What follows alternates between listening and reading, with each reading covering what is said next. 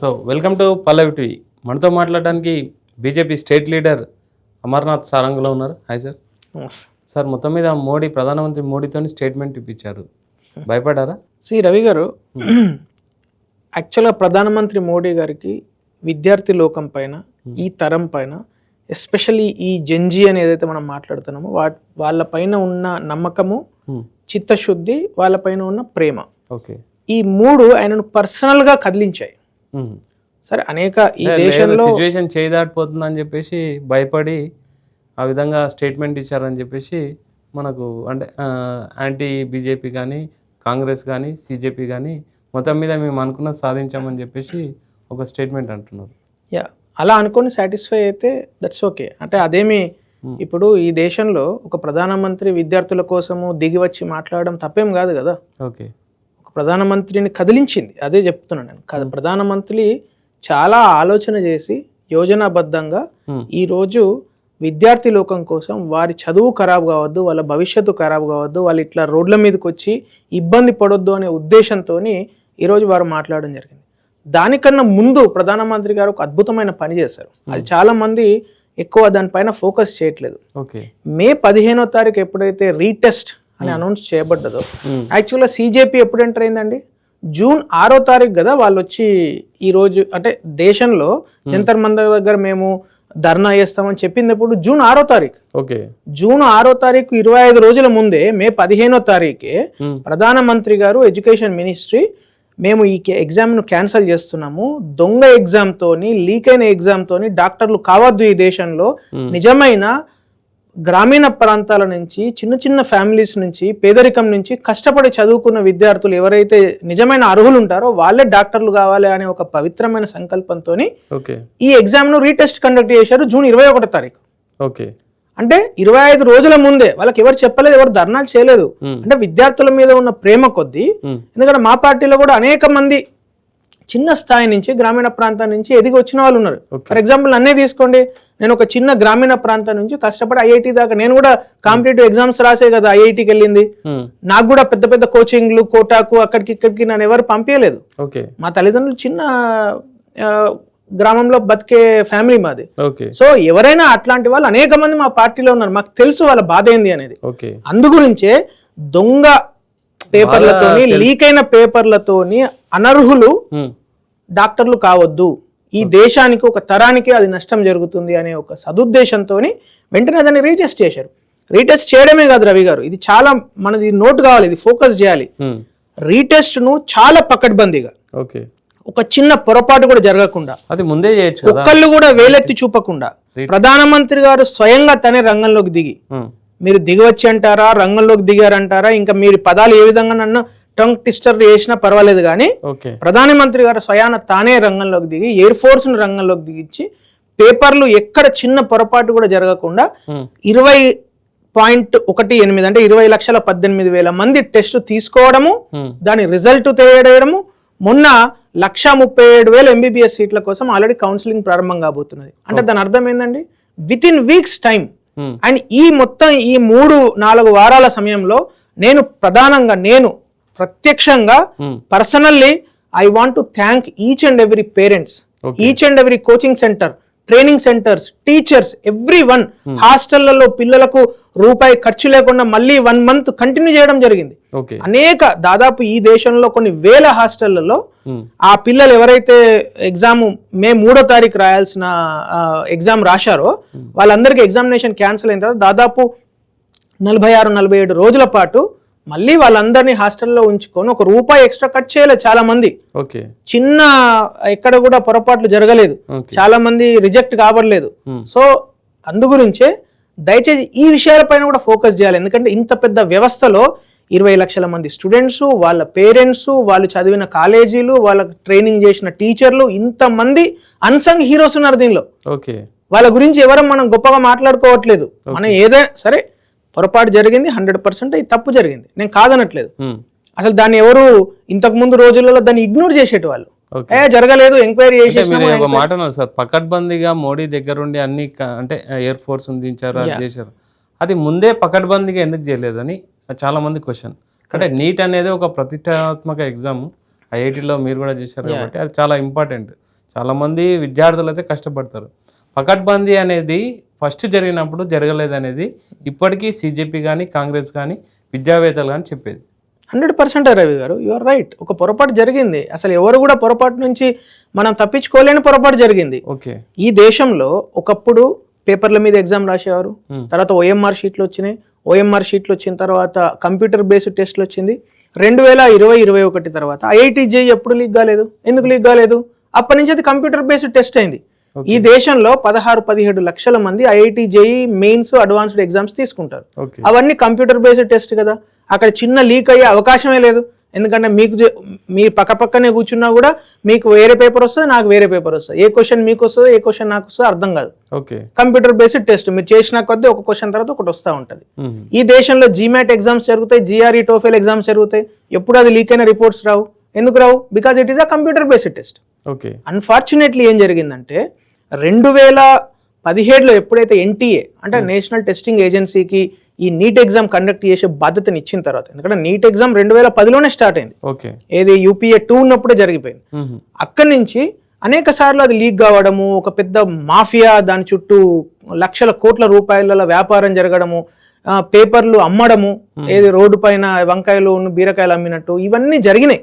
అవన్నీ చూసిన తర్వాత ఎస్ ఇది ఇట్లా జరగొద్దు, అనర్హులు ఎప్పుడు కూడా డాక్టర్లు కావద్దు, ఎందుకంటే అది ఒక తరం నాశనం అయిపోతుంది కాబట్టి ఖచ్చితంగా ఇది ఒక పకడ్బందీగా జరగాలని 2017లో NTA అనే ఒక ఏజెన్సీకి ఇవ్వడం జరిగింది.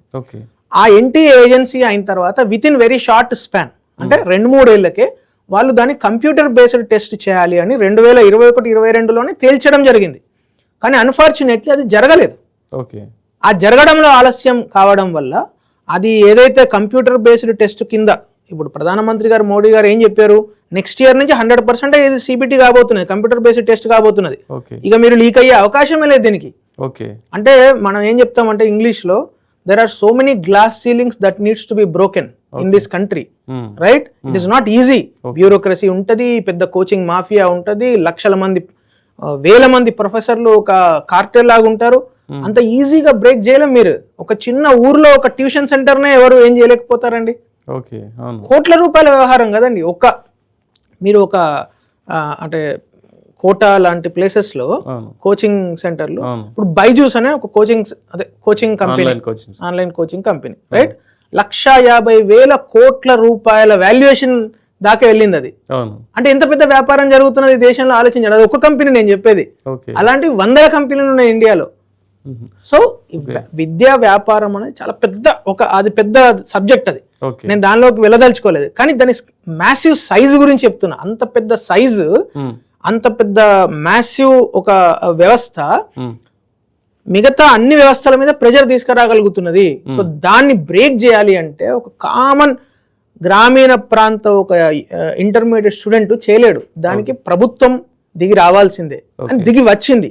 This entire national crisis now turned into a silver lining, that is called reforms, education reforms. మనం ఎప్పటి నుంచో దాదాపు 20-25 సంవత్సరాలుగా మాట్లాడుకుంటున్న ఈరోజు ఎగ్జామినేషన్ రిఫార్మ్స్ జరగబోతున్నాయి. కఠినమైన చట్టాలు మోడీ గారు స్వయాన సెల్ఫీ వీడియోలో చెప్పడం జరిగింది నిన్న రాత్రి. So nobody can stop. అంటే సెల్ఫ్ వీడియో రావడం లేట్ అయిందని చాలా మంది అభిప్రాయం. కొంచెం ముందొస్తే ఇంకా ఇంత దారుణాలు జరిగేవి కావు, విద్యార్థుల పైన లాఠీ చార్జీలు జరిగేటివి కావు అనేసి చాలామంది అభిప్రాయపడుతున్నారు. ఈవెన్ అంటే మీరు అన్నట్టు పేపర్ లీక్ కన్నా ఇప్పుడు ప్రొఫెసర్ నాగేశ్వరరావు గారు కానీ జేపీ గారు కానీ చెప్పేందంటే అంటే పేపర్ లీక్ అనే దానికన్నా వీళ్ళు ఆ జంతర్ మంతర్లో డీల్ చేసిన విధానం అనేది కరెక్ట్గా డీల్ చేయలేదనేసి అభిప్రాయపడుతున్నారు ఎక్కువ విద్యావేత్తలు. దాన్ని మీరు కరెక్ట్గా డీల్ చేయలేదు బీజేపీ అనేసి ఒక అపవాదం ఉంది. ఏం చెప్తారు? అంటే ఇప్పుడు మీరు ఫస్ట్ దానిలో ఏం జరిగిందనేది క్లియర్గా ఫ్యాక్ట్స్ మనం అర్థం చేసుకుందాం రవి గారు. ఇక్కడ జంతర్ మంతర్ దగ్గర కొంతమంది స్టూడెంట్స్ ధర్నా చేస్తున్నారు. They have got permission. July 19వ తారీఖు వరకు వాళ్ళకి అఫీషియల్గా పర్మిషన్ ఉంది. జూలై 20-21కి వాళ్ళు సంసద్ చలో అని ఒక పిలుపునిచ్చారు. అక్కడ ఎంతమంది ఉన్నారు? 300 నుంచి 400 మంది ఉన్నారు. మీకు ఆ జియోగ్రఫీ అర్థం చేసుకుంటే నేను మీకు చెప్పగలుగుతాను ఈజీగా. రైలు భవన్ దగ్గర నుంచి మీకు బ్యారికేడ్స్ ఉంటాయి, పార్లమెంట్ గేట్ దాకా వెళ్ళనివ్వరు. రైలు భవన్ దగ్గర నుంచి ఎవరిని లోపలికి వెళ్ళనివ్వరు అన్లెస్ యూ హ్యావ్ పర్మిషన్. వీళ్ళు ఒక 100 మంది మీకు కొన్ని వీడియోలు కూడా వచ్చి ఉంటాయి. हम आपको क्यों मारते అని పోలీసు స్టూడెంట్స్ తో ఆ బచ్చే జైసే హమారా బేటా జైసే బేటీ జైసే అని మాట్లాడిన వీడియోలు చాలా సర్క్యులేట్ అవుతున్నాయి. ఉన్నాయి. సో ఫస్ట్ ఒక 200-300 మంది విద్యార్థులు అక్కడికి రావడం జరిగింది. వాళ్ళు ఎవరు ఓకే 200-300 వచ్చారు, అయిన తర్వాత వెళ్ళిపోతారు, కొన్ని స్లోగన్స్ ఇస్తారని స్టూడెంట్సే కదా అని ఇగ్నోర్ చేశారు. ఆ ఇగ్నోర్ చేయడం వల్ల అనుకోకుండా ఒక మ్యాసివ్ మాబ్ రైటర్స్, అది ప్రాపర్ ప్రొఫెషనల్ రైటర్స్ వాళ్ళందరూ ఫస్ట్ దానిలోకి వచ్చిన 300-400 మంది స్టూడెంట్స్. తర్వాత ఒక హాఫ్ అన్ అవర్ 1 అవర్ తర్వాత ఏదైతే గుమిగుడియారో మీరు చూస్తే విజువల్స్ చూడండి వాళ్ళు ఎట్లాంటి బిహేవియర్ చేస్తున్నారో. సపోర్టర్స్ అనుకోవచ్చు కదా సార్. అది సపోర్ట్ ఎవరైనా సరే, మీరు జిప్ ఇప్పుతాము, లేకుంటే మీరు ఏంది పెద్ద పెద్ద రాళ్ళు ఇంత రాళ్ళు తీసుకొని వస్తాము, లేకుంటే వాళ్ళను పోలీసులను తలకాయలు వాళ్ళకు కొడతాము. వారు ఎవరైనా సరే వాళ్ళకి పేరు మీరు ఏదైనా పెట్టండి, నేను తలకాయలు వాళ్ళకు కొడతా పోలీసు అంటే వాడు ఖచ్చితంగా క్రిమినలే నా దృష్టిలో. రాజ్యాంగం దృష్టిలో కూడా క్రిమినలే, నా దృష్టిలో కాదు. డాక్టర్ భీమరావు రామ్జీ అంబేద్కర్ గారు ఇచ్చిన రాజ్యాంగం ప్రకారం కూడా వాడు క్రిమినలే. వానికి వేరే పేరు మీరేం పట్టలేరు. నేను ఐఐటీలో చదివిన కాబట్టి నేను తీసుకొచ్చి బండబెట్టి కొడతా అంటే కుదరదు. అది this constitution doesn't give you that permission. It is very clear Ravi గారు. సో వాళ్ళకి ఎవరికి కూడా అటువంటి పర్మిషన్ లేదు. పోలీసులను నేను కొట్టి చంపుతా, లేకుంటే రాళ్ళు పెట్టి పార్లమెంటు భవనం మీదకి వెళ్తా. So that Geography is very important. అది ఎక్కడ జరిగింది అనేది మీరు అర్థం చేసుకోండి. అది జంతర్ మంతర్ దగ్గర జరగలేదు. వాళ్ళంత మంది మాబ్ అక్కడ సెంట్రల్ విస్టాలో పని జరుగుతున్నది, ఏది ఇంకా కన్స్ట్రక్షన్ వర్క్ జరుగుతున్నది. ఆ కన్స్ట్రక్షన్ వర్క్ దగ్గర నుంచి వచ్చి సడన్ గా వేల మంది ఒకటేసారి వచ్చేసి మీరు పార్లమెంట్ భవనంలోకి చొరబడతాము అంటే అక్కడ ఒక బీజేపీ ఎంపీలే కాదు కదా, కాంగ్రెస్ ఎంపీలు ఉంటారు, సమాజ్వాదీ ఎంపీలు ఉన్నారు, వేరే అన్ని పార్టీల ఎంపీలు ఉన్నారు. ఎవరికి నష్టం జరిగినా కూడా దేశం పరువు పోతుంది కదండి. అంటే అంత సిచ్యువేషన్ తీసుకురావడానికి కారణం బీజేపీ అని అంటారు. ఎట్లా బీజేపీ అవుతుంది? ఇప్పుడు అంత సిచ్యువేషన్ జరగడానికి కారణం బీజేపీ. 25 days నుంచి ఆల్రెడీ వాళ్ళు ధర్నాలో ఉన్నారు. సోనం వాంగ్చూ ఏదైతే ఉన్నాడో ఆయనకు ఒక award, Raman Magsaysay award, Asian Nobel prize అంటారు. అలాంటి వ్యక్తిని మీరు హంగర్ స్ట్రైక్ చేస్తున్నా కూడా పట్టించుకోలేదు. దానికి జంతర్ మంతర్లో జరిగిన దానికి ఖచ్చితంగా బీజేపీయే, అంటే బీజేపీ నిర్ణయంలో డిలే ఇవ్వాలనే ఇదంతా జరిగిందనేసి అక్కడ కాంగ్రెస్ పార్టీ కానీ సిజేపీ కానీ కొంతమంది విద్యావేత్తలు కూడా అదే అభిప్రాయపడుతున్నారు. ఇప్పుడు రవి గారు మనం కొంచెం బ్యాక్ వెళ్దాం. ఈ దేశంలో అనేక విద్యార్థి ఉద్యమాలు జరిగినాయి. ఆసు అని అసోం గణ పరిషత్ వాళ్ళది, ఆల్ అస్సాం స్టూడెంట్స్ యూనియన్ 1979 నుంచి ఒక 4-5 సంవత్సరాలు వరుసగా విపరీతమైన చాలా పెద్ద స్థాయిలో క్యాంపెయిన్ జరిగింది. అప్పుడు రాజీవ్ గాంధీ గారు ఈ దేశ ప్రధానమంత్రి ఉండే, కాంగ్రెస్ పార్టీ అస్సాంను పరిపాలిస్తుండే. వాళ్ళు 890 మంది స్టూడెంట్స్ ను కాల్చి చంపారు. రైట్. ఆ తర్వాతనే అస్సాం గణ పరిషత్ గెలిచింది అస్సాంలో. రెండోది తెలంగాణ ఉద్యమం జరిగింది. తెలంగాణ ఉద్యమంలో ఏ ఒక్క తెలంగాణ విద్యార్థి నాయకుడు కూడా ఎప్పుడు కూడా నేను అసెంబ్లీని పడగొడతా, అసెంబ్లీ మీద బాంబేస్తా, మే సంసద్ కో ఉఖాడ్ కే పేకూంగా, ఏంది ఆ లాంగ్వేజ్ ఏంది? సిర్ఫ్ నామ్ రహేగా అల్లా కా, ప్రేమానంద్ మహారాజ్ పాకండి హే, మోడీ తేరా లాష్ దేఖేంగే. అంటే ఈ మాటలలో నీట్ అనేది ఎక్కడ ఉన్నది నాకు అర్థమైతలేదు. ఇప్పుడు ఈ మాటల మధ్యలోంచి నీట్ అనేది జారిపోయింది. ఎప్పుడైతే నీట్ జారిపోయిందో మీకు ఆ మోరల్ స్టాండే లేదు. మీరు నీట్ గురించి వచ్చి అక్కడ కూర్చున్నారు, నీట్ గురించి మాట్లాడినంత కాలం మీకు ఆ మోరల్ స్టాండ్ ఉంటుంది, నైతిక హక్కు ఉంటుంది. ఎప్పుడైతే మీరు నీట్ వదిలేసి నేను ఏంది సీతా కా పతి కా నామ్ లేకే నీతా కా పతి కా కామ్ కర్ రా హై అనే వర్డ్స్ ఎప్పుడైతే వచ్చినాయో, ఆమె బర్ఖా అని ఒక లేడీ అభిజిత్ దీప్కే పైన 19 జూలై రోజు అతని మొహం మీద ఇంకు జల్లింది. అక్కడ చేస్తున్న ఆవిడనే, అక్కడ సిజేపీ ప్రొటెస్ట్ లో భాగంగా అక్కడ గత 5-6 రోజులుగా వాళ్ళతో పాటు కూర్చున్న ఆవిడ ఇంకెందుకు జల్లాల్సి వచ్చింది? దేనికోసం పిలిచారు, ఏం చేస్తున్నారు? ఎగ్జాక్ట్లీ. ఆమె ఏం చెప్పింది? అరే నాకు దైవాంశ సంభూతుడైన మా మహారాజ్ రాముని గురించి, మా సీతమ్మ వారి గురించి ఇష్టం ఉన్నట్టు వాళ్ళు మాట్లాడితే నేను ఎట్లా టాలరేట్ చేస్తా అని ఆమె ఏడ్చుకుంటూ మీడియాతో మాట్లాడింది. సో నీట్ అనేది జారిపోయింది కదా. ఒక్కసారి నీట్ జారిపోయిన తర్వాత మీకు ఇక నైతిక హక్కు ఎక్కడ ఉంటుందండి? You cannot take a moral స్టాండే, రైట్? రెండోది, సో నేను ఇప్పుడు చెప్పిన ఏ ఒక్క ఉద్యమంలో కూడా నేను అసెంబ్లీలను పడగొడతా, పార్లమెంటును పడగొడతా, ఎంపీలను నరికి చంపుతా, లేకుంటే మోడీని కాల్చి చంపుతా అని ఎవరూ అనలేదు. మీకు ఒక చిన్న ఎగ్జాంపుల్ చెప్తా. తెలంగాణ ఉద్యమం జరిగేటప్పుడు, పీక్ స్థాయిలో ఉద్యమం జరిగేటప్పుడు ట్యాంక్ బండ్ పైన 2 విగ్రహాలను జస్ట్ ఆ శిలాఫలకాలు విరిగినందుకు దేశ స్థాయిలో ఒక పెద్ద ఒక కామెంట్ వచ్చింది, తెలంగాణ ఉద్యమము చేజారిపోతున్నది, వైలెంట్ ట్రాక్ తీసుకుంటున్నది. దేనికి? చిన్న 2 పేర్లు కింద పడినందుకు, విగ్రహాలు కింద వాళ్ళే పేర్లే, రైట్? అటువంటిది మీరు సంసద్కు ఉఖాడ్కే పేకేంగే అంటే దేశం పరువు ఎక్కడికి పోవాలి? అంతేనా కదా? అంటే ఒక చిన్న నేను ఎగ్జాంపుల్ చెప్పిన, ప్రాక్టికల్గా జరిగిన ఎగ్జాంపుల్, వాస్తవం నేను చెప్పేది కూడా తెలంగాణ ఉద్యమం మనందరం చూసినాం దగ్గర నుంచి. మూడోది, ఈ దేశంలో ఇంకొక హిందీ యాంటీ హిందీ తమిళనాడులో కూడా ఉద్యమం జరిగింది, స్టూడెంట్స్ చేసిన ఉద్యమం, రైట్? ఏ ఉద్యమంలో కూడా సింగిల్ పాయింట్ ఎజెండా, నేను చాలా మొత్తం అన్ని డిమాండ్లు సెర్చ్ చేసి చెప్తున్నా, మా డిమాండ్ కేవలము అసలు ఈ సమస్యకు పరిష్కారం మా డిమాండ్ కాదు, వేరే ఏది కాదు, కానీ resignation of Dharmendra Pradhan is the single point agenda అనే ఉద్యమం ఏముంటుంది sir? Resignation of a minister మీరు అడగొచ్చు, కానీ అది ఒక్కటే సింగిల్ పాయింట్ ఎజెండా అంటే అసలు పరిష్కారం అవసరం లేదు, ఏది అవసరం లేదు, సింగిల్ పాయింట్ ఎజెండా రిజిగ్నేషన్. నేను ఇప్పుడు చెప్పిన ఏ ఉద్యమంలో కూడా డిమాండ్స్ను మీరు కావాలంటే గూగుల్ కొట్టి చూడండి, ఏ ఒక్క ఉద్యమానికి సంబంధించిన డిమాండ్స్లలో ఇది ఫస్ట్ పాయింట్ ఉండదు, లాస్ట్ పాయింట్ ఉండదు, అసలు రిజిగ్నేషన్ ఆఫ్ ఎ మినిస్టర్ అసలు పాయింటే ఉండదు డిమాండ్లలో. తెలంగాణ ఉద్యమం యొక్క సింగిల్ పాయింట్ ఎజెండా ప్రత్యేక Telangana, all India all Assam students union యొక్క అలాంటివి అనేక, నేను ఒక 2-3 ఎగ్జాంపుల్స్ చెప్తున్నా, 100 స్టూడెంట్స్ ఉద్యమాలు జరిగినాయి. ఏ ఒక్క స్టూడెంట్ ఉద్యమంలో కూడా దాని యొక్క లక్ష్యం అంటే ultimate goal resignation of a minister కాదు, వాళ్ళ లక్ష్యం వేరే ఉంటుంది, పవిత్రమైన లక్ష్యం ఉంటుంది. ఈ రోజు రిఫార్మ్స్ పవిత్రమైన లక్ష్యం కావాలి, విద్యా సంస్కరణలు కావాలి. ఈ దేశంలో విద్యా వ్యవస్థ, ఎగ్జామినేషన్ వ్యవస్థ చాలా స్ట్రాంగ్ ఉండాలి, పకడ్బందీగా ఉండాలి. ఒక గ్రామీణ స్థాయి యువకుడు కూడా కలలు కనగలగాలి, ఎస్ నేను ఈ దేశంలో ఉన్న అద్భుతమైన ఎయిమ్స్ లాంటి కాలేజీలను చదువుతా అని ఒక చిన్న గ్రామంలో ఉన్న ఒక ఆదివాసీ కుర్రాడు కూడా కలలు కనగలగాలి సార్. అతనికి మొత్తం గ్లాస్ సీలింగ్ తయారు చేసి నువ్వు 10 లక్షలు పెట్టి కోచింగ్ తీసుకుంటేనే నీకు వస్తుంది, లేకుంటే 20 లక్షలు పెట్టి అక్కడెక్కడో పేపర్ కొంటేనే, లీక్ అయిన పేపర్ కొంటేనే నీకు చదువు వస్తుంది అనే ఒక compromised examination system is not good for the country. BJP ఉండనియండి, ఇంకెవరైనా పార్టీ ఉండనియండి, తెలంగాణలో బీజేపీ లేదు, కానీ తెలంగాణలో పేపర్ లీక్ అయింది కదా, మరి ఇక్కడ పిల్లల భవిష్యత్తు కూడా పిల్లల భవిష్యత్తే కదా. ఈ దేశంలో మన రాహుల్ గాంధీ గారు 152 లిస్ట్ ఇచ్చింది కదా, దాని నేను లెక్క పెట్టిన, దాదాపు 114 నాన్ బీజేపీ రూల్డ్ స్టేట్స్ లో జరిగిన పేపర్ లీక్ లిస్టే ఉంది. అది తెలంగాణ 7 ఇచ్చింది సార్, టీఎస్పీఎస్సీ 2014, టీఎస్పీఎస్సీ 2015, టీఎస్పీఎస్సీ 17 సార్లు లీక్ అయింది తెలంగాణలో. ఎవరప్పుడు అధికారంలో ఉన్నది? మీరు.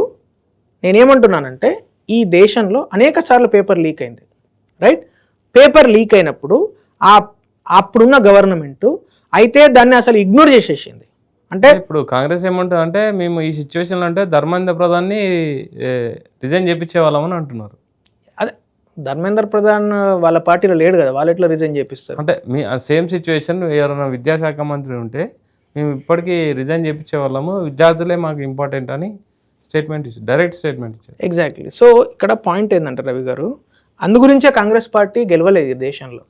ఎందుకంటే కాంగ్రెస్ పార్టీకి యొక్క ప్రయారిటీస్ ఏముంటాయి? ఆ కాంగ్రెస్ పార్టీ ప్రయారిటీ ఏముంటుందంటే for every temporary problem they create a permanent problem. Kashmir దగ్గర నుంచి ఇప్పటి వరకు నేను ఒక 1000 లెక్క పెడతా వాళ్ళు క్రియేట్ చేసిన ప్రాబ్లమ్స్. చిన్న టెంపరీ ప్రాబ్లమ్ను సాల్వ్ చేయకుండా వాళ్ళు పర్మనెంట్ ప్రాబ్లమ్స్ క్రియేట్ చేసి పెట్టింది దేశంలో అనేక సార్లు, రైట్?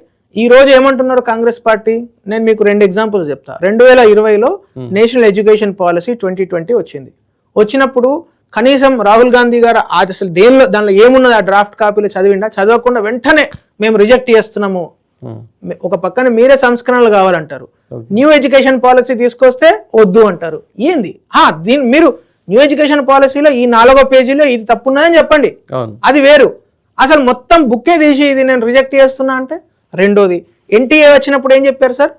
అంతకుముందు నీట్ కండక్ట్ చేసే ఒక ఇట్లా అయితే లీక్ అవుతున్నది, చాలా పెద్ద మాఫియా నడుస్తున్నది, ఎన్టీఏ అని ఉండాలి, నేషనల్ టెస్టింగ్ ఏజెన్సీ ఉండాలి. ఫారిన్ కంట్రీస్లో ఏదైతే అభివృద్ధి చెందిన దేశాల గురించి మనం మాట్లాడతాం కదా, అక్కడైతే ఎట్లాగో టెస్టింగ్ ఏజెన్సీస్ ఉంటాయో ఇక్కడ కూడా ఒక టెస్టింగ్ ఏజెన్సీ ఉండాలని పెడితే దాన్ని వీళ్ళు ఒప్పుకోరు. మీరు ఏంది మీరు ఒప్పుకొని ఈరోజు ఏం మాట్లాడుతున్నారు? మొత్తం ఏ రాష్ట్రానికి ఆ రాష్ట్రమే. ఇప్పుడు మీరు చెప్పిన సోకాల్డ్ మేధావుల లిస్ట్ లో ఎవరైతే ఉన్నారో వాళ్ళు కూడా అదే మాట్లాడుతున్నారు కదా. ఏంది నువ్వు అంటే రెట్రోగ్రెసివ్ గా బ్యాక్ వెళ్తావా, 1947కి వెళ్తావా, ముందుకు వెళ్తారా, ఎవరైనా వెనక్కి వెళ్తారా? ఇప్పుడు చిన్నప్పుడు డైపర్లు వేసుకున్నామండి, ఇప్పుడు కూడా డైపర్లు వేసుకుంటారా? అర్థం పర్థం ఉందా మాట్లాడడానికి? మీరు 2010లో టెక్నాలజీ లేదు సార్, ఏఐ లేదు, కంప్యూటర్ లేదు, కంప్యూటర్ బేస్డ్ టెస్ట్ ఇవాళ ఐఐటి జేఈ 17 లక్షల మంది తీసుకోగలుగుతున్నారు ఈ దేశంలోనే. అదేం చంద్రమండలం మీద తీసుకోవట్లేదుగా. మీరు అది అడగండి. మీరు నిజంగా మేధావులు అయితే బరాబర్ అడగండి. రేపు నెక్స్ట్ ఇయర్ నుంచి నీట్ ఎగ్జామ్ 100% కంప్యూటర్ బేస్డ్ కావాలి. అవసరమైతే ఎక్స్ట్రా కంప్యూటర్లు పెట్టుకోవాలి, ఎక్స్ట్రా కంప్యూటర్ సెంటర్లు పెట్టుకోవాలి, మోర్ కంప్యూటర్ సెంటర్లను క్రియేట్ చేయండి. Government should spend on that. Not only this exam, any exam for that matter. ఈ దేశంలో ఏ కాంపిటేటివ్ ఎగ్జామ్లో కూడా ఏ ఒక్క పేపర్ కూడా లీక్ కాకుండా ఉండేందుకు ఏ ఒక్క గ్రామీణ యువత, పట్టణ యువత, చిన్న చిన్న పేదరికం నుంచి ఒక కలలుగానే వస్తున్న ఒక యువకులకు మీరు ఒక అద్భుతమైన నమ్మకాన్ని ఇవ్వండి. అరే నేను కష్టపడి చదివితే, కష్టపడి నేను ఎగ్జామ్ రాస్తే నాకు ఖచ్చితంగా సీట్ వస్తుంది అనే నమ్మకాన్ని మీరు ఇవ్వలేకపోతున్నారు కదా. నేను ఒక కేంద్ర ప్రభుత్వాన్ని మాట్లాడతలేను, మొత్తం దేశంలో ఉన్న ప్రతి ప్రభుత్వం ఆలోచించాలి. You have to think forward, not backwards.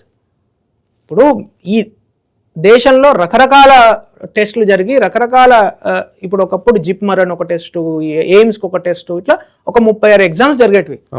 ఒక స్టూడెంట్ దాదాపు మార్చ్ ఫస్ట్ వీక్లో స్టార్ట్ అయితే ఇంటర్మీడియట్ పాస్ అయిన స్టూడెంట్ జూన్ వరకు ఎగ్జామ్స్ రాస్తూనే ఉండేటోడు. ఆ పద్ధతి అంతా మారాలి అనే ఒక పవిత్రమైన సంకల్పంతో చేసిన పనిని ఎగ్జామినేషన్ వ్యవస్థలో ఖచ్చితంగా సంస్కరణలు రావాలి. ఒక పకడ్బందీ వ్యవస్థ నిర్మాణం కావాలి. ఇది మనందరి యొక్క లక్ష్యం. ఈ డైరెక్షన్లో నేనైతే చాలా చాలా హ్యాపీగా ఈరోజు ఎందుకున్నా అంటే, ఇంత పెద్ద క్రైసిస్, ఈ క్రైసిస్ జస్ట్ క్రైసిస్ లాగానే ఆగిపోకుండా ఇది ఒక పెద్ద రిఫార్మ్స్ దాకా చేరుకున్నది ఈరోజు. That is the very great silver lining on this crisis. కానీ ఆలోచిస్తే అంటే మీరు కూడా బీజేపీలో ఇంటర్నల్గా కొంచెం ఆలోచిస్తే ఫ్రస్ట్రేటెడ్ యూత్ అయితే ఉన్నారు. అంతమంది అన్ఎంప్లాయ్మెంట్స్ వచ్చారంటే ఖచ్చితంగా అది బీజేపీ ఫెయిల్యూరే. కొంచెం బీజేపీ కూడా ఆలోచనలో పడ్డది. బీజేపీ కానీ మోడీ ఎరా కానీ ఎండ్ స్టార్టింగ్ ఇదే అనేసి చెప్తున్నారు చాలామంది. అంటే మీరు అంటే బీజేపీ ఇంటర్నల్గా ఏం మాట్లాడుకుంటున్నారు?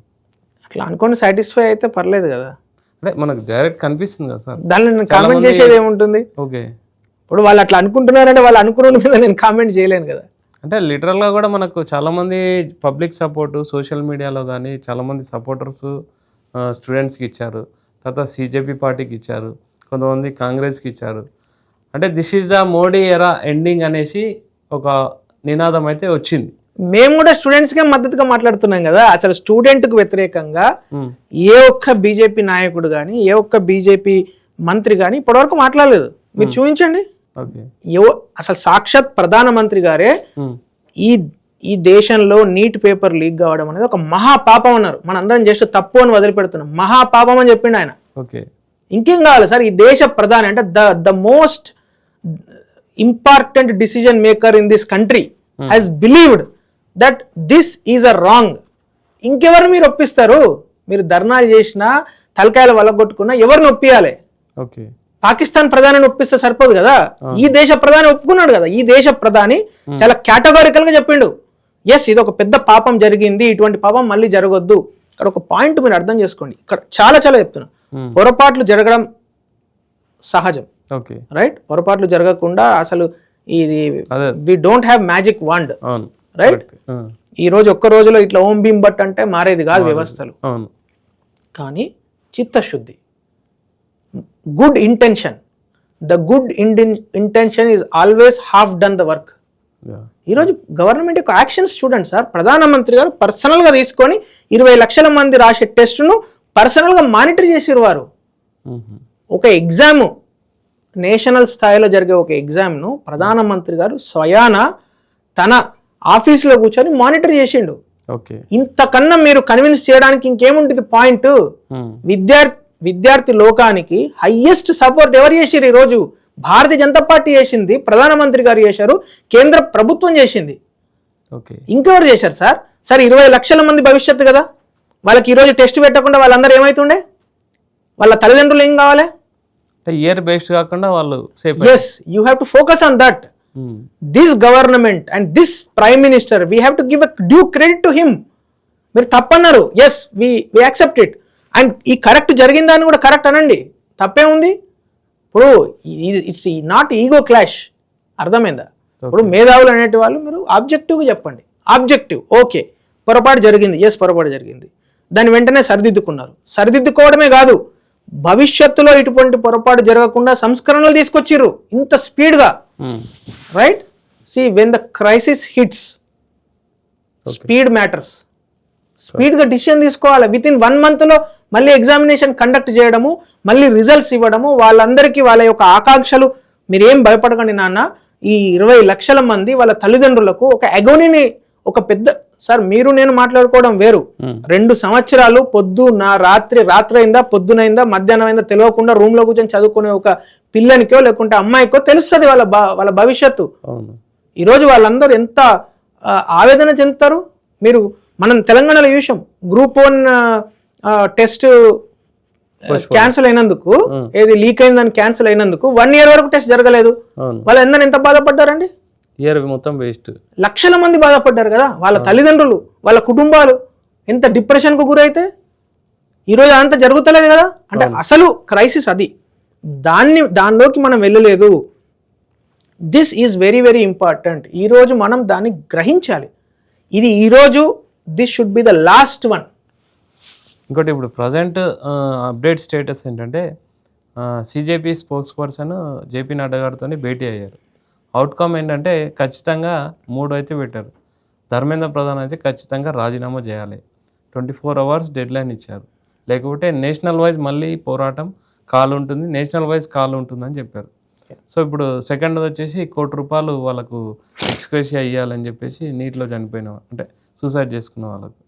తర్వాత కేసులు ఏవైతే ఉన్నాయో అవి మొత్తం విదేశాల విద్యార్థుల మీద అని చెప్పేసి. First point, Dharmendra Pradhan 24 hours resign చేయాలని చెప్పేసి సిజేపీ పార్టీ కండిషన్ పెట్టింది. రేపు 24 hours చేస్తాడా? ఇప్పుడు రవి గారు, ఇక్కడ మన ఫోకస్ అంతా దేని మీద ఉండాలంటే, ఈరోజు ధర్మేంద్ర ప్రధాన్ గారు లేకుంటే రాహుల్ గాంధీ గారు హోమ్ మినిస్టర్ కూడా చేయాలన్నారు, ఇంకొకళ్ళు ప్రైమ్ మినిస్టర్ కూడా చేయాలన్నారు. సో అనడం వాళ్ళు అన్నారు, నేను దానికి they have every right, walk స్వాతంత్రం ఎవరికైనా ఉన్నది, వాళ్ళు ఏదైనా అనొచ్చు. ఇక్కడ పాయింట్ ఏంటంటే, ఏదైతే సోనం వాంగ్చుక్ 26 రోజుల నుంచి నిరాహార దీక్ష చేశారో, ఆమరణ నిరాహార దీక్ష, వారు చెప్పిన మాటను మనం ఒక్కసారి జస్ట్ వి విల్ రివైజ్. వారు ఏం చెప్పారు, ఈరోజు విద్యార్థుల పైన కేసులు, మళ్ళీ గూండాల మీద కాదు, నిన్న వచ్చిన వాళ్ళలో సగం మంది గూండాలు ఉన్నారు, వాళ్ళ మీద కేసులు పెట్టాలి, వాళ్ళని ఖచ్చితంగా బొక్కలు వేయాలి. ఎవరైతే నిజమైన విద్యార్థులు ఆవేదన చెంది వచ్చారో వాళ్ళ పైన ఖచ్చితంగా కేసులు ఉండొద్దు. Government has to accept. ప్రధానమంత్రి గారు కూడా అదే చెప్పారు కదా, ఏ ఒక్క విద్యార్థి కూడా అన్యాయం జరగొద్దని ప్రధానమంత్రి గారే చెప్పారు కదా. రెండోది, ఇప్పుడు మీరన్నా ఏవైతే ఆ పాపం వారు చనిపోయారు, ఎవరైతే సూసైడ్ చేసుకున్నారో ఆ కుటుంబాలకు నిజంగా ఆవేదన. ₹1 కోటి కాదు, 10 కోట్లు ఇచ్చినా తక్కువనే. ₹1 కోటి అనేది వాళ్ళకి నిజంగా ఆ కుటుంబానికి ఒక పెద్ద చేయుతనిస్తుందా? ఇవ్వదు కదా. ఆ పిల్లడో లేకుంటే అమ్మాయో ఏ అబ్దుల్ కలాం తయారైతుండ కావచ్చు, లేకుంటే ఈ దేశ ప్రధానమంత్రి కావచ్చు, ఈ దేశాల్లో ఒక అద్భుతమైన మంత్రి కావచ్చు, లేకుంటే ఒక పెద్ద కంపెనీ పెట్టచ్చు. హౌ కెన్ యూ అజ్యూమ్ ఒక ఇంటర్మీడియట్ చదివే విద్యార్థి చనిపోతే యూ కెనాట్ మెజర్ కదా. ఇప్పుడు ఆ అమ్మాయి లేకుంటే అబ్బాయికి సంబంధించిన జీవితానికి వాల్యూ కట్టలేం. ₹1 కోటి 10 కోట్లు ఇచ్చినా తక్కువే. నిజంగా ఆ వెసులుబాటు ఉంటే 10 కోట్లు ఇవ్వాలి నా ఉద్దేశం ప్రకారం. ఎందుకంటే ఆ జీవితాన్ని మనం తీసుకురాలేము, ఆ కుటుంబం యొక్క ఆవేదనను తీసుకురాలేము, ఆ కుటుంబం పడే బాధను మనం తీసుకురాలేము. అదంతా అయితే ఎవరు భరించలేరు కదా. సరే డబ్బులు అంటే ఇవాళ ఉంటే రేపు పోతాయి. ఇది మనం గ్రహించాలి. ఇకపైన ఒక్క స్టూడెంట్ కూడా ఇటువంటి పరిస్థితులలో అన్యాయం జరిగిందని ఫీల్ అయ్యి సిస్టమ్ మీద నమ్మకం పోయి చనిపోవద్దు. ఎందుకంటే సిస్టమ్ మీద నమ్మకం పోవడం అంటే ఒక జనరేషన్ ఇస్ అట్ లాస్. వ్యవస్థ పైన ఎప్పుడు నమ్మకం పోవద్దు. మనుషుల మీద నమ్మకం పోవచ్చు, ఈ వ్యక్తి మంచోడు కాదు సరే ఓకే, బట్ సిస్టమ్, ఎందుకంటే మొత్తం ఆధారమే అది కదండి మన వ్యవస్థ. ఇప్పుడు డాక్టర్ భీమ్రావ్ రామ్జీ అంబేద్కర్ గారు ఇచ్చిన రాజ్యాంగమే మనందరికీ కూడా శ్రీరామ రక్ష. అందుగురించే కదా, లేకుంటే ఒకప్పుడు అట్లా లేకుండే కదా. ఒకప్పుడు రాజులు ఉంటుండే, ఇంకోటి ఉంటుండే. ఇప్పుడు అట్లా లేదు కదా, ప్రజాస్వామ్యం వచ్చింది, మనకు రాజ్యాంగం ఉంది. అందు గురించే మీలాంటి నాలాంటి ఎక్కడి నుంచో గ్రామీణ ప్రాంతం నుంచి వచ్చి కలలు కానీ మనం వచ్చినాం ఇక్కడ దాకా. రాగలిగినామంటే దానికి అదే కదా, ఈరోజు భారత రాజ్యాంగం లేకుండా నాలాంటి వాడు రాలేడు. రైట్. సో అది క్లియర్, అది అందరికీ అది రాజశాసనం, శ్రీరామ రక్ష. ఈరోజు ఆ పిల్లలకు ఎవరైతే ఆకాంక్షలు అంటే ఆ ఆలోచనలతోని ఏమంటారు ఆ కోరికతోని మేము బాగుపడాలి, చదువుకొని పైకి రావాలి అనే కోరికతో వచ్చే ప్రతి వ్యక్తికి కూడా ఈ రాబోయే రిఫార్మ్స్ సంస్కరణలు ఒక దిశ ప్లస్ విశ్వాసాన్ని కల్పిస్తాయి అనే నమ్మకంతో నేను చెప్తున్నాను. ఈరోజు ప్రధానమంత్రి గారు మాట్లాడిన ప్రతి మాట 2.5 నిమిషాలు ఆయన వీడియోలో every word if you look at, అంటే దేశ ప్రధాని మెయిన్ కెప్టెన్ ఒక స్టేట్మెంట్ ఇచ్చారు, కానీ మళ్ళీ ధర్మేంద్ర ప్రధాన్ రాజీనామా అంటున్నారు. అంటే దేశ ప్రధాని చెప్పినాక కూడా ధర్మేంద్ర ప్రధాన్ రాజీనామా చేయడం అనేది అంటే అది సింపుల్ స్టేట్మెంటా, లేకపోతే దాని వెనుక ఏమైనా అసలు కారణం అంటే పొలిటికల్గా ఏదైనా ఉందా? ఒకవేళ రాజీనామా చేస్తే రియల్గా కూడా చేస్తే ఏమవుతుంది? అంటే చేసినా చేయకుండా ఏమవుతుందో నాకు తెలియదు. మరి ఆయన చేయకున్నా చేసినా పెద్ద డిఫరెన్స్ అయితే ఏం కనబడతలేదు నాకు. మనకు కావాల్సిన లక్ష్యం వేరు కదా. అంటే మీలాంటి అంటే పొలిటికల్ ఇంటలెక్చువల్స్ జనరల్ డిస్కషన్లో అంటే ఎందుకు చేయమంటున్నారు వాళ్ళు? వాళ్ళకు ఉన్న ఏకైక ఎజెండా ఏంది? పొలిటికల్ బ్రౌనీ పాయింట్స్ తీసుకోవాలి. అక్కడ మీరు చెప్పిన ఈ 7-8 పేర్లు ఒక్క వ్యక్తి కూడా నీట్ ఎగ్జామ్ రాయలేదు, జిందగీలో రాయలేదు, ఇవాళ కాదు. రైట్. అసలు వాళ్ళకు నిజమైన నీట్ విద్యార్థి యొక్క బాధ వాళ్ళకి అసలు 100% తెలియదు. మీరు రాసి పెట్టుకోండి. ఇప్పుడు ఎప్పుడు సౌరవ్ దాస్ కావచ్చు, అభిజిత్ పడ్కే దీప్కే కావచ్చు, లేకుంటే రాహుల్ గాంధీ, ప్రియాంక గాంధీ, వీళ్ళు ఎవరు కూడా నీట్ రాయలేదు. రైట్. వాళ్ళ ఇంట్లో కూడా ఎవరు నీట్ రాయలేదు. సో వాళ్ళకి అసలు ఆ సమస్య గురించి దాని యొక్క డెప్త్ గురించి తెలియదు. టేక్ ఇట్ ఫ్రమ్ మీ. ఇక మిగతా మాటలు అంటారా? మాటలు ఏముంది సార్, చెప్తున్నాను కదా, రాహుల్ గాంధీ గారు డైరెక్ట్ ప్రధానమంత్రి రిజిగ్నేషన్ అడిగారు. మాటలు ఏదైనా మాట్లాడవచ్చు కదా సార్, వాక్ స్వతంత్రం ఉంది కాబట్టి ఏదైనా మాట్లాడవచ్చు. నేను అనేది ఏంటంటే ఈ దేశ విద్యార్థి లోకాన్ని మేము అడ్రస్ చేయాలనుకుంటున్నాం. ఈ 4-5 కాదు, వీళ్ళేమి టేకేదారులు కాదు, వాళ్ళేమి గుత్తేదారులు కాదు. ఈ మొత్తం ఈ దేశంలో ఉన్న 22 లక్షల మంది నీటి విద్యార్థులకు వీళ్ళేం కాంట్రాక్ట్ తీసుకోలేదు. ఎవరిచ్చారండి కాంట్రాక్ట్? ఎవరైనా ఇచ్చారా సిజేపీ పార్టీకి? నేను అదే చెప్తున్నాను కదా, June 6వ తారీఖు దిగింది సార్ అభిజిత్ దీప్కే అనే వ్యక్తి, కానీ May 3వ తారీఖు క్యాన్సిల్ అయింది ఎగ్జామ్. మీరు అర్థం చేసుకోండి, May 3 dates have to be noted. May 3వ తారీఖు ఎగ్జామినేషన్ అయింది. May 5వ తారీఖు దీనిలో ఇల్లీగల్ అంటే ఇది జరిగింది, లీకేజ్ జరిగిందని తెలుసుకున్నారు. ఎవరు తెలుసుకున్నారు? అథారిటీస్ తెలుసుకున్నాయి. ఎవరు కంప్లైంట్ చేయలేదు, కాంగ్రెస్ పార్టీ కంప్లైంట్ చేయలేదు. అభిజిత్ దీప్కే అనేట ఆయన అక్కడ ఎక్కడో బోస్టన్ యూనివర్సిటీలో ఉన్నాడు, అతనికి తెలియదు. రైట్. ఎవరు రాలేదు, ఎవరు వచ్చిర్రు?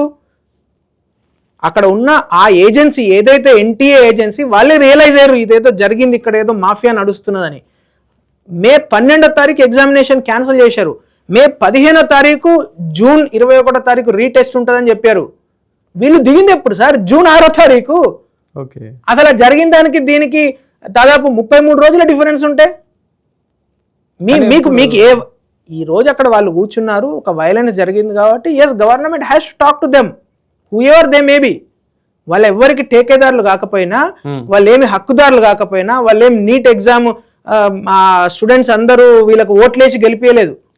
వాళ్ళు ఓట్లేసి వాళ్ళందరూ మీరు మా రిప్రజెంటేటివ్ అని 3కి ఓట్లేసి ఏం గెలిపలేదు, లెటర్లు రాసి ఇవ్వలేదు. కానీ గవర్నమెంట్ అనేది ప్రతి వ్యక్తికి అకౌంటబుల్, ప్రతి వ్యక్తికి జవాబుదారీ కాబట్టి దిగి వచ్చి మాట్లాడుతున్నారు. దాన్ని మీరు ఇదే ఇక ట్రెండ్, రేపటి నుంచి నేను కూడా జంతర్ మంతర్లో కూర్చుంటా అంటే నడవదు. అది ఇప్పుడు 24 hours కాల్ ఇచ్చారు కదా సార్, ఏం చేస్తారు? What next? ఏం చేస్తారు సార్? ఇప్పుడు జరగాల్సిన అట్లా కాదు రవి గారు, అసలు జరగాల్సిన విషయం జరిగిపోయింది, ఆల్రెడీ టెస్ట్ అయిపోయింది. వాళ్ళందరూ అద్భుతంగా 137,000 మెడికల్ సీట్స్ లో జాయిన్ కాబోతున్నారు ఇంకో 2 నెల రోజులలో. పిలిపిస్తామని చెప్తున్నారు 24 hours. అదే సార్, మీరు ధర్నా పిలిపివ్వడము అసలు దానికి నీట్ ఎగ్జామ్ కు సంబంధం లేదు. నీట్ ఎగ్జామ్ యొక్క బాధితులు ఎవరైతే ఉన్నారో వాళ్ళు ఏదైతే అచీవ్ కావాలనుకుంటున్నారో అది అచీవ్ అయిపోయినారు ఆల్రెడీ. ఎవరైతే 22 లక్షల మంది ఎగ్జామ్ రాశారో వాళ్ళందరికీ మళ్ళీ రీటెస్ట్ కబడ్డది, వాళ్ళందరూ రీటెస్ట్ తీసుకున్నారు. దానిలో ఆల్రెడీ సక్సెస్ అయిన వాళ్ళు నిన్న మొన్న అంతకుముందు 4-5 రోజుల నుంచి రోజు పేపర్లో ఫ్రంట్ పేజీలు అదే చూస్తున్నాం కదా, 1 సీట్లు వచ్చినాయని ప్రతి కోచింగ్ సెంటర్. ఇంకేం కావాలి సార్? 137,000 మెడికల్ సీట్స్ ఈరోజు జాయిన్ కాబోతున్నారు ఇంకో 15 days లో. ఓకే. అద్భుతంగా వాళ్ళు మెడిసిన్ చదవకపోతున్నారు. ఇంకా ఎవరు ప్రాబ్లం ఫేస్ చేసేది?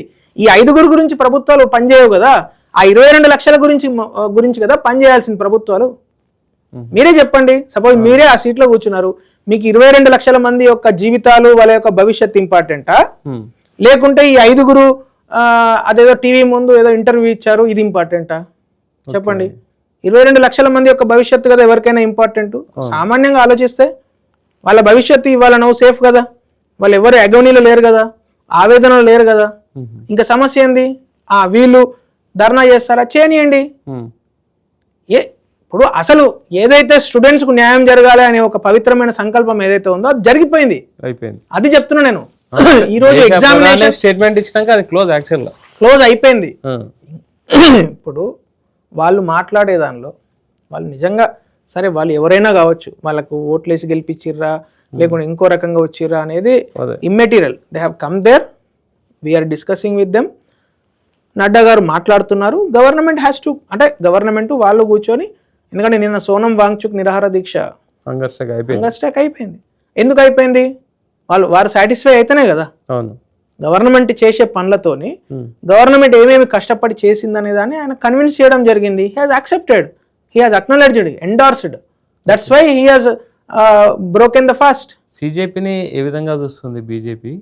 సోనం వాంగ్చుక్ను ఏ విధంగా కన్సిడర్ చేసింది బీజేపీ? సోనం వాంగ్చుక్ అనే వ్యక్తి ఈ దేశంలో లే లదాఖ్ అనే కేంద్రపాలిత ప్రాంతం నుంచి వచ్చిన వ్యక్తి. ఆ వ్యక్తి గురించి పెద్దగా అంటే దానికి ఒక కమిటీ చేసి ఆలోచించాల్సినంత ఏం అవసరం లేదు. అతను చేసుకునే పనులు అతను చేసుకుంటున్నాడు. అతని పైన చాలా అలిగేషన్స్ ఉన్నాయి. ఇంతకుముందు 2007లో కూడా అతనికి ఫారిన్ ఎలిమెంట్స్కు సంబంధాలు ఉన్నాయని అప్పుడున్న యూపీఏ గవర్నమెంటే అతని పైన అతని ఎన్జిఓను బ్లాక్ లిస్ట్ చేసింది. అతనికి రెండో భార్యకి సపోర్ట్ ఎట్లా ఇచ్చారు సార్? మళ్ళీ సపోర్ట్ ఎవరు ఇచ్చారు యూత్ కానీ సిజేపీ కానీ? అదే సార్, మీరు ఎట్లా మనం దేన్ని కలుపుతున్నామంటే నీట్ ఎగ్జాము అనేది ఒక ఆస్పెక్ట్, రైట్? నీట్ విద్యార్థులు వాళ్ళకి న్యాయం జరగాలి, దీన్ని సిజేపీని కలుపుతున్నాం. అసలు సిజేపీకి దానికి సంబంధం ఏంటి సార్? సిజేపీ 3 పదాలు ఏంది? Cockroach Janata party. నీట్ ఎక్కడ ఉంది? విద్యార్థులు ఎక్కడ ఉన్నారు? స్టూడెంట్ అనే వర్డ్ ఉందా? లేదు. పొందాల స్టూడెంట్స్ ఉన్నారా? మరి neither they are students nor employees. Who are they? They are political activist, politically driven Aam Aadmi party's activist. Okay, where is a student there? అసలు సిజేపీ గురించి మనం ఎందుకు మాట్లాడాలి? ఓకే, దేశం మాట్లాడుతుంది. ఎవరు మాట్లాడతలేరు. ఎవరైనా బాధపడుతున్నారంటే స్టూడెంట్స్ గురించి బాధపడుతున్నారు. టేక్ ఇట్ ఫ్రమ్ మీ. నేను కూడా చాలా మంది నాతో కూడా మాట్లాడుతూ ఉంటారు కదా. ఈ రోజు ఎవరు కూడా సిజేపీ గురించి దే ఆర్ నాట్ కన్సర్న్డ్. వాడు బోస్టన్ యూనివర్సిటీలో ఎంజాయ్ చేసి వచ్చిండు. వాడు ఏదో హీఈస్ ఏమంటారు వెకేషన్ యాక్టివిస్ట్, రైట్? ఈ రోజు వెకేషన్ లో వచ్చిండు ఇండియాకు, యాక్టివిజం చేస్తున్నాడు. Forget him. ఈ రోజు నిజంగా ఎవరైనా బాధపడుతున్నారంటే దేని గురించి బాధపడుతున్నారు? నేను కూడా బాధపడుతున్నా. ఎస్, విద్యార్థి లోకం బాధపడొద్దు. విద్యార్థులు నిజంగా ఎవరైతే నీట్ ఎగ్జామ్స్ రాశారో, నీట్ ఒకటే కాదు, వేరే ఏ ఎగ్జామ్స్ రాసినా, యూపీఎస్సీ ఎగ్జామ్స్ రాసే వాళ్ళు కావచ్చు, లేకుంటే ఇంకొక ఎగ్జామ్ ఐఐటి జేఈ ఎగ్జామ్స్ వాళ్ళందరూ ఆందోళనతో ఉంటారు.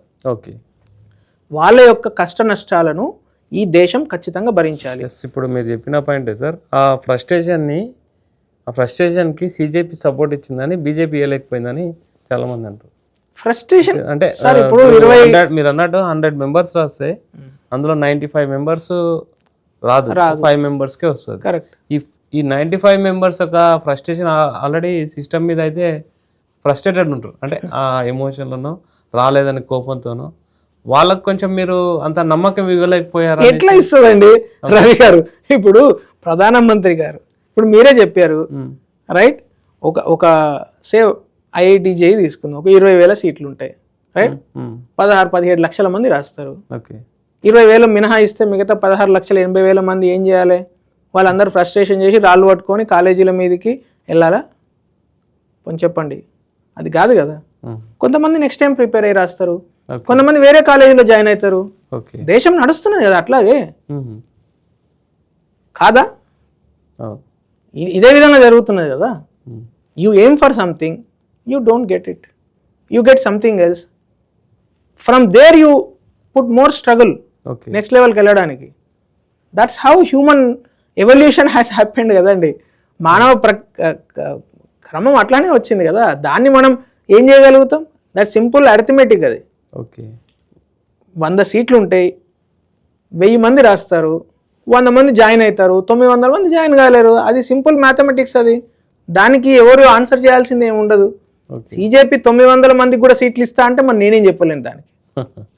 అది అది మన పని కాదు, గవర్నమెంట్ అట్లా నడవదు, మన రాజ్యాంగం అట్లా పర్మిట్ చేయదు. ఇవాళ కాదు, ఇప్పుడు ఒక ఎంపీ సీటు ఉంటుంది, బై ఎలక్షన్ వస్తుంది, 90 మంది నామినేషన్ ఇస్తారు, ఒక్కళ్ళే కదా ఎంపీ అయ్యేది. 89 మంది పార్లమెంట్ ముందుకెళ్ళి రాళ్ళు పట్టుకొని నిలబడాలా, మమ్మల్ని కూడా లోపలికి రానివ్వండి అని? కుదురుతుందా? అట్లా కుదరదు కదా. ప్రజాస్వామ్యం అంటారా దాన్ని? అనరు కదా. As simple as that. So ఇప్పుడు దాని గురించి మనం ఎక్కువ సిజేపీ గురించి మనం 5 నిమిషాలు మాట్లాడితే 5 నిమిషాలు వేస్ట్ చేసినట్టు లెక్క. విద్యార్థి గురించి రోజుల తరబడి మాట్లాడాలి. ఎందుకంటే ఈ దేశంలో విద్యార్థులు రేపు భావి భవిష్యత్తు మా వాళ్ళది. రేపు ఈ దేశాన్ని రూలింగ్ చేయాల్సిన వాళ్ళు వాళ్ళే, ఈ దేశాన్ని ముందుకు తీసుకెళ్లాల్సిన వాళ్ళు వాళ్ళే, ఈ దేశాన్ని అభివృద్ధి చెందిన దేశంగా అంటే వికసిత్ భారత్ గా మార్చాల్సింది కూడా వాళ్ళే. ఈ దేశంలో ఈ రోజు ఏదైనా ఆవిష్కరణలు జరుగుతున్నాయా, ఇన్నోవేషన్స్ జరుగుతున్నా, అద్భుతమైన కంపెనీలు పెట్టినా, స్టార్టప్స్ పెట్టినా, ఇప్పుడు మొన్న స్కై రూట్ అనే సంస్థ, they are also Gen Z people. ఆ పవన్ గారు వాళ్ళు ఎవరైతే CEO ఉన్నాడో, is 26-27 years old. He has created 10,000 crore company. దేశంలో మొట్టమొదటిసారిగా ఎక్కడో అమెరికాకో రష్యాకో ఉండే టెక్నాలజీని ఇండియాలో ఫస్ట్ 3D ప్రింటెడ్ ఇంజన్ తయారు చేయగలిగిండు ఆయన అంతరిక్ష విజ్ఞానంలో. ఈరోజు ఏఐలో, అంతరిక్ష విజ్ఞానంలో, ఫిన్టెక్లో, అగ్రిటెక్లో Gen Z has created so many innovations in India. Not only for India, for the world. We're innovating for the world. ఈరోజు భారతదేశంలో జరిగే ఇన్నోవేషన్స్ ఆఫ్రికా లాంటి ఖండంలో, సౌత్ అమెరికా లాంటి ఖండంలో, యూరోప్ లాంటి ఖండంలో వాళ్ళందరూ చాలా రెస్పెక్ట్ ఇచ్చి మరీ పిలిచి తీసుకుంటున్నారు ఆ technology. So if at all we should speak, మనం ఒక 5 నిమిషాలు 10 నిమిషాలు ఒక రోజు మొత్తం మాట్లాడాలంటే దేని గురించి మాట్లాడాలి అంటే మన ఫోకస్ మొత్తం ఈ దేశంలో ఉండే ఒక గ్రామీణ ప్రాంతంలో, ఒక స్లమ్ ఏరియాలో, లేకుంటే ఒక పేద కుటుంబంలో పుట్టిన ఒక వ్యక్తి కూడా ఎస్ నేను కష్టపడి చదువుకుంటే నాకు ఈ దేశంలో ఆపర్చునిటీ ఉంది అనే నమ్మకాన్ని కలిగించాలి. ఇప్పుడు మీరు అదే స్థాయి నుంచి వచ్చేసారు. అంటే మీరు అన్నట్టు విలేజ్లో చదివారు, ఒక ఐఐటియన్గా, ఒక ఇంటెలెక్చువల్గా, ఇన్నేళ్ళ అనుభవం ఉంది పొలిటికల్గా. ప్రజెంట్ మన ఎడ్యుకేషన్ సిస్టమ్ ఎట్లా ఉంది అంటే మీరు అన్ని రకాలుగా తిరుగుతుంటారు, అన్ని వర్గాల ఒక థింకింగ్ తెలుసు. ప్రజెంట్ మీరు అంటే ఒక బీజేపీ పర్సన్గా పక్కన పెడితే ఒక విద్యావేత్తగా మీరు ఏం చెప్తారు? అంటే అదే రవి గారు, ఇప్పటిదాకా నేను మాట్లాడిన దానిలో నా యొక్క ఆవేదన అదే. ఈ దేశంలో చాలా systems there are so many glass ceilings that needs to be broken అని చెప్పిన. చాలా వ్యవస్థలలో ఒక పకడ్బందీగా చాలా వేళ్ళు ఉనుకుపోయిన కొన్ని ప్రాక్టీసెస్ ఉన్నాయి. రైట్, ఇది ఈ విధంగానే జరగాలి, లేకుంటే అసలు ఒప్పుకోము అనుకునే కొన్ని వ్యవస్థలు ఉన్నాయి. అలాంటి వ్యవస్థలు స్లోగా సంస్కరింపబడుతున్నాయి. ఆ సంస్కరణలు ఇంకా స్పీడ్గా చేయాల్సిన అక్కర ఉంది. ఇప్పుడు ఫర్ ఎగ్జాంపుల్ నేను ఇందాక చెప్పాను, IIT JEE computer based test అయింది, క్యాట్ కంప్యూటర్ బేస్డ్ టెస్ట్ అయింది. రైట్, అట్లా ఎట్లా కంప్యూటర్ బేస్డ్ టెస్ట్లు అవుతున్నాయో అక్కడ లీకేజెస్ కానీ, అక్కడ ప్రాబ్లమ్స్ కానీ చాలా వరకు తగ్గిపోయింది. ఎప్పుడైతే టెక్నాలజీ పర్మిట్ చేస్తున్నదో, టెక్నాలజీ ఎప్పుడైతే ఆ సిస్టంలోకి ఎంటర్ అయిందో, అవినీతికి, లీకేజెస్కు, పిల్ఫరేజెస్కు ప్లేస్ తగ్గిపోతుంది. ఓకే రైట్, 100% అసలు ఫుల్ ప్రూఫ్ సిస్టము అని ఎవరు అనకపోవచ్చు, కానీ అట్లీస్ట్ ఇప్పుడున్న సిస్టమ్ కంటే ఇంప్రూవ్డ్ సిస్టమ్కి వెళ్ళాలి, ఆ తర్వాత ఇంకా ఇంప్రూవ్ కావాలి. ఇదే కదా ఎవరైనా కోరుకునేది. అది చాలా స్పీడ్గా జరగాలి ఈ ప్రాసెస్.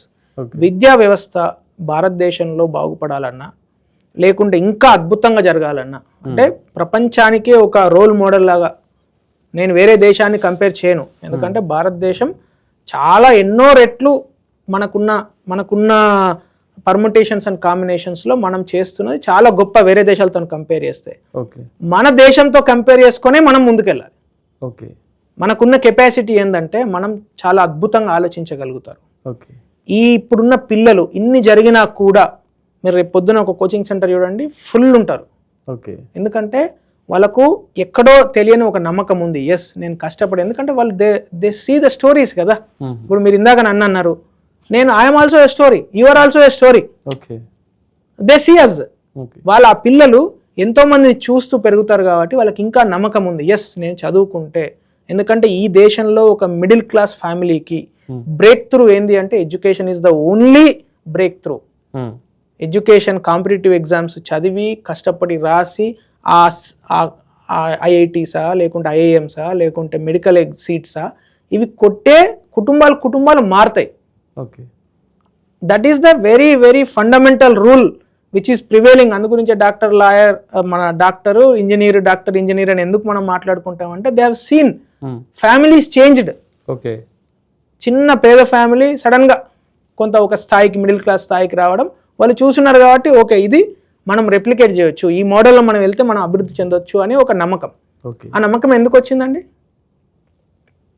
ఈ విద్యా వ్యవస్థను చూసి ఆ నమ్మకం వచ్చింది కదా. ఈ విద్యా వ్యవస్థ ఇంకా అద్భుతంగా, ఇంకా ఎఫిషియెంట్గా పనిచేసింది అనుకో, ఈ నమ్మకం పెరుగుతుంది కదా. అదే నేను చెప్పాలనుకున్న విషయం. ఓకే, అంటే మీరు ఇప్పుడు బీజేపీలో ఉన్నారు, ఎక్కడ ఛాన్స్ దొరికినా బీజేపీ వాయిస్ వినిపిస్తారు. మీలాంటి ఇంటలెక్చువల్కి బీజేపీలో ఎక్కువ అవకాశాలు ఉండవు, లాబీస్లకే ఎక్కువ అవకాశాలు ఉంటాయి అనేసి, అంటే జనరల్గా, అంటే నేను ఇంటర్నల్గా కూడా బీజేపీ లీడర్స్ అని మాట్లాడినప్పుడు నేను, అంటే నా అవగాహన ప్రకారం నేను అర్థం చేసుకున్నది. కానీ మీరు బీజేపీ తరఫున వాయిస్ వినిపిస్తున్నారు. ఏంటి సార్ నెక్స్ట్ మీ గోల్ ఏంటి? తర్వాత మీరు ఏమైనా అంటే ఆశిస్తున్నారా, లేకపోతే నెక్స్ట్ ఎలా మీ స్టెప్స్ ఎలా ఉంటాయి? బీజేపీ వాయిస్ని ఎన్ని రోజులు ఎలా వినిపిస్తారు? ఇక్కడ రవి గారు, నేను బీజేపీ వాయిస్ను వినిపించడానికన్నా ముందు నేను అంటే నా రెగ్యులర్ లైఫ్లోంచి నేను బిహెచ్ఎల్లో జాబ్ చేసే వ్యక్తిని, దాని నుంచి రిజైన్ చేసి నేను ఒక పొలిటికల్ పార్టీలో పనిచేయాలి, లేకుంటే భారతీయ జనతా పార్టీలో పనిచేయాలి అనుకున్నప్పుడు నేను తీసుకున్న డిసిజన్ ఒకటే, రాబోయే ఒక 30-35 సంవత్సరాలు అంటే నా యాక్టివ్ లైఫ్ ఖచ్చితంగా ఒక పర్పస్ఫుల్గా, ఒక ఉద్దేశపూర్వకంగా ప్రజలకు, అంటే నాకున్న భగవంతుడు నాకు ఇచ్చిన కొన్ని తెలివితేటలను ఉపయోగించి, కొంత కమిట్మెంట్ను, సిన్సియారిటీని ఉపయోగించి ఎంతో కొంత మార్పు తీసుకురాగలుగుతామని అని ఒక నమ్మకం కొద్దీ నేను భారతీయ జనతా పార్టీతో పనిచేస్తున్నాను. నేను అంతకుముందు రాష్ట్రీయ స్వయం సేవక్ సంఘంలో ఒక స్వయం సేవక్గా పనిచేసిన. సో స్వయం సేవక్ నుంచి పార్టీతో పనిచేయడం అనేది సహజ సిద్ధంగా వచ్చే ఒక రూట్. వేరే పార్టీని మాకు అసలు ఊహలో కూడా రాదు. బట్ డెఫినెట్లీ మోడీ గారి హయాంలో ఈ పార్టీలో పనిచేయడం 100% సాటిస్ఫాక్టరీ. నేను ఏ ఒక్క పూట అనుకున్న నెరవేరుతుంది అనుకుంటారా? 100% నెరవేరుతుంది, బరాబర్ నెరవేరుతుంది. నెరవేరకుండా దాన్ని తీసుకొచ్చి గుంజుకొచ్చి నెరవేరుస్తాం.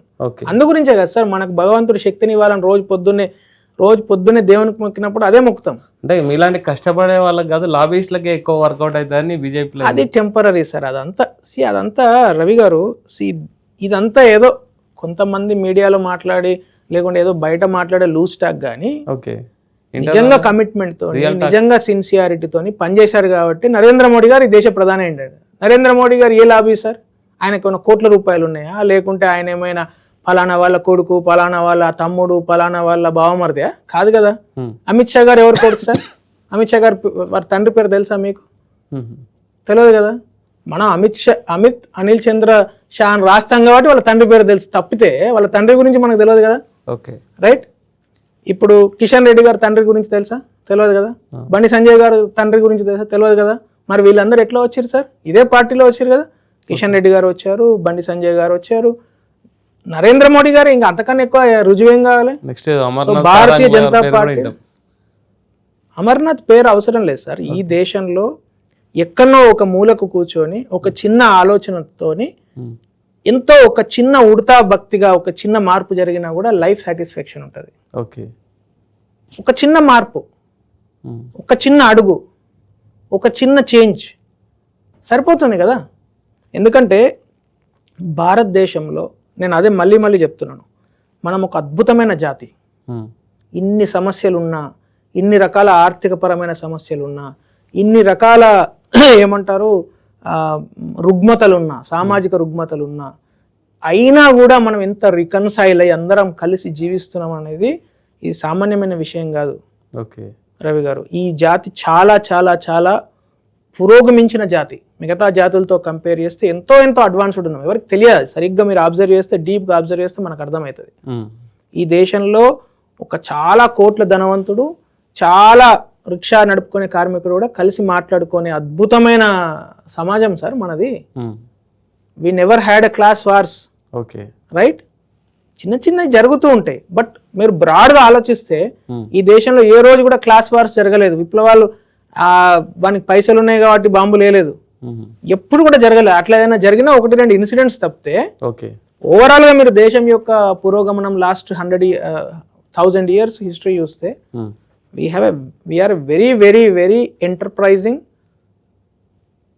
చాలా ఇంటలెక్చువల్, అద్భుతమైన జాతి. ఈ జాతి ఈ ప్రపంచంలో చాలా స్పీడ్గా ఆర్థికపరమైన రంగంలో చూస్తే ఈరోజు 13-15% స్పీడ్గా జీడిపి అంటే ఎదగగలిగే కెపాసిటీ ఉన్న ప్రజలు మనం. ఈరోజు డెమోగ్రఫిక్ డివిడెండ్ అట్లా ఉంది, రైట్. ఈరోజు ఆవిష్కరణ అంటే టెక్నాలజీ రంగంలో, మీరు సైన్స్ అండ్ టెక్నాలజీ రంగంలో చూస్తే మనకంత కెపాసిటీ. నేను చైనా రెగ్యులర్గా ట్రావెల్ చేస్తా. చైనా ఒక మనిషికి యావరేజ్ ఐక్యూ కంటే ఇండియన్ యావరేజ్ ఐక్యూ చాలా ఎక్కువ. కానీ చైనాలో ఈరోజు ఆవిష్కరణలు ఎక్కువ జరుగుతున్నాయని మనం చదువుతున్నాం. మనకు కూడా ఆపర్చునిటీస్ రావాలి. వచ్చినప్పుడు ఆటోమేటిక్గా మన కంపెనీలు కూడా చైనా కంపెనీలు దాటిపోతాయి. దట్ ఈస్ వాట్ మోడీ గారు పదే పదే మాట్లాడేది. రైట్. మనం ఆర్థికంగా ఎదగాలి, సామాజికంగా ఎదగాలి, కల్చరల్లీ ఎదగాలి. మీరు చూడండి, ఒకవైపు మనము 1000 సంవత్సరాల సోమనాథ్ వైభవంను సెలబ్రేట్ చేసుకుంటాం, అదే పక్కన మైక్రాన్ సెమీకండక్టర్ చిప్ మ్యానుఫ్యాక్చరింగ్ కంపెనీని ప్రారంభించుకుంటాం. ఇటువంటి జాతి ఇంకెక్కడ ఉండదు సార్. మీరు యూరోపియన్ రెనైజెన్స్ అని మాట్లాడుకుంటాం మనం, ఎందుకంటే 400 సంవత్సరాలు వాళ్ళ కల్చర్ను మర్చిపోయినారు. భారతదేశంలో ఇప్పుడు రెనైజెన్స్ అవసరం లేదు, ఎందుకంటే we never forget our culture. That is the beauty of this ధర్మ. We don't require any renaissance, rejuvenation అవసరం లేదు. Always living. మన రాజ్యాంగం చైతన్యవంతమైంది ఎప్పుడు. It's a living object. సనాతన ధర్మం చైతన్యవంతమైంది, ఇది లివింగ్ ఆబ్జెక్ట్. మన ధర్మం అటువంటిది. అందుగురించే నేను చాలా బాధ్యతగా నేను చెప్తున్నా మన జాతి గొప్పతనం గురించి. మన జాతి గొప్పది అని అనడానికి నేనేదో లూజ్గా మాట్లాడిన మాట కాదు, చాలా ఆలోచన చేసి మాట్లాడిన మాటనే అది. మన జాతికి అంత కెపాసిటీ ఉంది, అంత గొప్ప జాతి. ఈ జాతికి కొంచెం ఏం చేయాలంటే కుంజి ఇచ్చి వదిలిపెట్టాలి. ఆ కుంజి ఇచ్చే కార్యక్రమం నడుస్తున్నది గత 10 సంవత్సరాలుగా. అందుగురించి మనం ఈరోజు ప్రపంచంలో ఇంత అనిశ్చిత మధ్యలో కూడా మనం సుఖ సంతోషాలతో ఈరోజు ఇంటర్వ్యూలో కూర్చొని మాట్లాడుకుంటున్నాం అంటే సామాన్యమైన విషయం కాదు అది. సో 100% రవి గారు, భారతదేశంలో మన జాతి ఏదైతే ఇప్పుడు మనం యువత గురించి ఈరోజు మాట్లాడుకుంటున్నాం కాబట్టి this same youth will ensure that this country is going to be a developed nation. Viksit Bharat గా ఇదే యువత మార్చి తీరుతుంది. మీరు చూడండి. ఓకే సార్, ఇంకోటి ఫైనల్గా నీట్ ఇష్యూ క్లోజ్ అయిపోయింది, కానీ Jantar Mantar CJP issue close కాలేదు. ఎప్పుడు క్లోజ్ చేస్తారు? 24 hours డెడ్ లైన్ ఇచ్చారు. ఫైనల్గా ఏం చెప్తారు దాన్ని? నేను అదే అన్నాను కదా, CJP గురించి 5 నిమిషాలు మాట్లాడితే 5 నిమిషాలు వేస్ట్. విద్యార్థుల గురించి మీరు మాట్లాడమనండి, ఎన్ని గంటలైనా మాట్లాడదాం. ఈ దేశంలో ఉన్న యువత గురించి, విద్యార్థుల గురించి మనం మాట్లాడుకుందాం.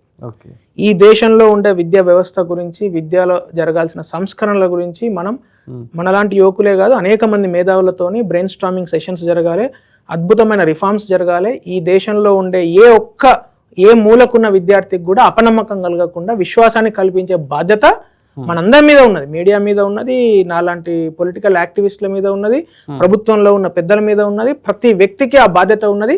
ఏ మూలలో ఏ ఒక్క గ్రామంలో ఉన్న యువకుడు కూడా అపనమ్మకంతో నేను చదువుకొని రాబోయే, నేను చదువుకుంటే వేస్ట్ అని ఒక్కడు కూడా అనుకోవద్దు. ఆ రోజు ఏ ఒక్కడు అనుకున్నా కూడా మనం అందరం ఫెయిల్ అయినట్టే లెక్క. సో ఏ మూల ఉన్న విద్యార్థి కూడా ఎస్ నేను చదివితే, నేను కష్టపడితే నాకు ఆపర్చునిటీ ఉంది అని అదే భావనతో ఉండాలి. That is the beauty of this brain storming. మనం బ్రెయిన్ స్టార్మింగ్ చేస్తే అటువంటి సొల్యూషన్స్ వస్తాయి. సో అదే కోరుకుందాం, అదే అందరి మనసులలో కూడా అలాంటి ఆలోచనను ఇవ్వాలని కోరుకుందాం. అదే ఆలోచన ఈ CJPలో ఇప్పుడు మీరు అనుకున్న సోకాల్డ్ 7-8 మంది మనసులలో కూడా నేను ధియోయోన ప్రచోదయాత్ అని ఆ దేవుణ్ణి నేను కోరుకుంటా, వాళ్ళకు కూడా మంచి బుద్ధి ఇవ్వాలని, వాళ్ళకే ఆలోచన ఇవ్వాలని. ఎందుకంటే మనందరి యొక్క లక్ష్యం ఒకటే, ఈ విద్యా వ్యవస్థ సంస్కరించబడాలి. ఉమ్, ఏ ఒక్క వ్యక్తి కూడా, ఏ ఒక్క యువకుడు కూడా, ఏ ఒక్క విద్యార్థి కూడా అపనమ్మకంతో వెనకడుగు వేయొద్దు. ఓకే. సో ఇది మనందరి కోరిక, మనందరి లక్ష్యం కూడా. సో దాని గురించి మనం పోరాడదాం, దాని గురించి ముందుకెళ్దాం. ఈరోజు విద్యార్థి లోకం, మీరు ఫస్ట్ ఏదైతే బిగినింగ్ మాట మాట్లాడారు కదా, మోడీ గారు దిగొచ్చిరా అని, ఉమ్, మోడీ గారే కాదు మొత్తం పార్లమెంటే దిగొస్తుంది విద్యార్థి లోకం గురించి. ఎవరైనా సరే దిగి రావాల్సిందే. విద్యార్థుల యొక్క పవర్ అది, ఎందుకంటే వాళ్ళు భవిష్యత్తు. ఉమ్, మోడీ గారు భవిష్యత్తు కాదు, ఓకే. ఈ దేశ భవిష్యత్తు ఎవరు? ఈ విద్యార్థులు. ఈ విద్యార్థుల గురించి మొత్తం పార్లమెంట్ దిగి రావాలి, కఠినమైన చట్టాలు చేయాలి. రాబోయే రోజులలో ఏ ఒక్క పేపర్ కూడా భారతదేశంలో లీక్ కావద్దు, అటువంటి పకడ్బందీ వ్యవస్థను నిర్మాణం చేయాలని కోరుకుంటున్నాను. Okay, thank you sir, thank you very much. నమస్తే. పొలిటికల్ అంటే మీరు అన్నట్టు యూత్ కూడా పొలిటికల్ అవేర్నెస్ పెరగాలి. మీలాంటి విద్యావేత్తలు కూడా సిస్టంలోకి రావాలి. మంచిగా అంటే సిస్టమ్ మీలాంటి వాళ్ళు వస్తే సిస్టమ్ని అర్థం చేసుకుంటారు, మూమెంట్ కూడా మంచిగా ఉంటుంది అనేసి కోరుకుందాం. కీప్ వాచింగ్ పల్లవి టీవీ.